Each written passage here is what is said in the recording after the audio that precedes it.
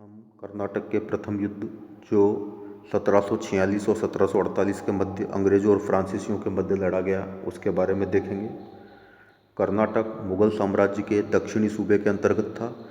दक्षिणी सूबे का सूबेदार निज़ाम उल मुल्क आसफ जहाँ था, जिसने हैदराबाद का स्वतंत्र राज्य स्थापित कर नाम मात्र के लिए मुगल सम्राट की अधीनता स्वीकार कर ली थी।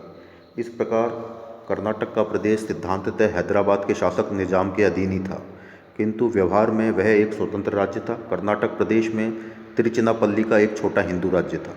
वहाँ के राजा की मृत्यु होने पर कर्नाटक के नवाब दोस्त अली के दामाद चांदा साहब ने तिरुचिनापल्ली पर प्रभुत्व स्थापित कर लिया।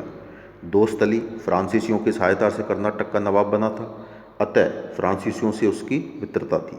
कर्नाटक की उन्नत आर्थिक स्थिति देखकर 1740 ईस्वी में मराठों ने कर्नाटक पर आक्रमण कर दिया।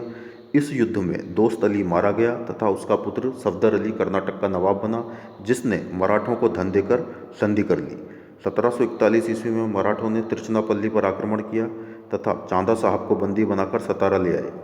इधर कर्नाटक में सफदर अली के चचेरे भाई मुर्तजा अली ने 1742 ईस्वी में सफदर अली की हत्या करवा दी और स्वयं नवाब बन गया, किंतु जनता के विद्रोह कर देने के कारण वहां से भाग निकला। अतः सफदर अली का अल्पवयस्क पुत्र मोहम्मद अली कर्नाटक का नवाब बना। कर्नाटक में आंतरिक अव्यवस्था देखकर निजाम ने भी हस्तक्षेप किया तथा अनवरुद्दीन नामक व्यक्ति को मोहम्मद अली का संरक्षक नियुक्त कर दिया। कुछ समय बाद अनवरुद्दीन अल्पवयस्क नवाब की हत्या कर स्वयं कर्नाटक का नवाब बन गया। इन्हीं आंतरिक झगड़ों के समय अंग्रेज़ों और फ्रांसीसियों के मध्य प्रथम कर्नाटक युद्ध प्रारंभ हो गया। कर्नाटक के प्रथम युद्ध का भारतीय राजनीति से कोई संबंध नहीं था। यह यूरोप में इंग्लैंड और फ्रांस के आपसी संघर्ष का परिणाम था। 1740 में ऑस्ट्रिया की महारानी मैरिया थेरेसा के उत्तराधिकार के प्रश्न को लेकर इंग्लैंड और फ्रांस के मध्य युद्ध आरंभ हो गया।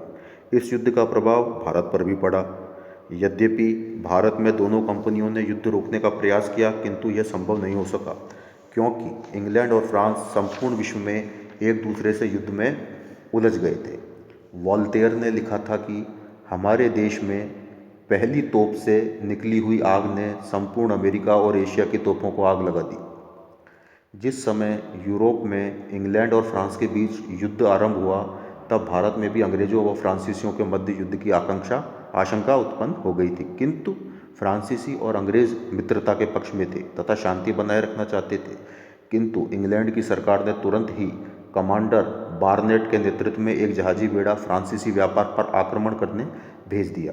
ब्रिटिश जहाजी बेड़े ने कुछ फ्रांसीसी जहाज़ों को डुबो दिया, जिसमें एक जहाज डुप्ले का भी था। इससे डुप्ले क्रुद्ध हो उठा और उसने मॉरिशस द्वीप के फ्रांसीसी गवर्नर व जहाजी बेड़े के सेनापति लॉ बॉर्डिनो से सहायता मांगी।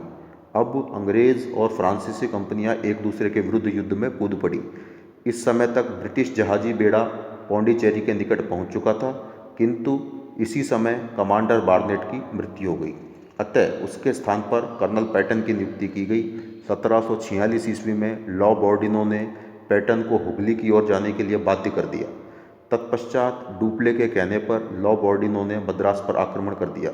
मद्रास में ब्रिटिश गवर्नर निकोलस मोर्स ने बड़ी बहादुरी से फ्रांसीसी सेनाओं का मुकाबला किया, किंतु अंत में उसे फ्रांसीसी सेना के समक्ष आत्मसमर्पण करना पड़ा।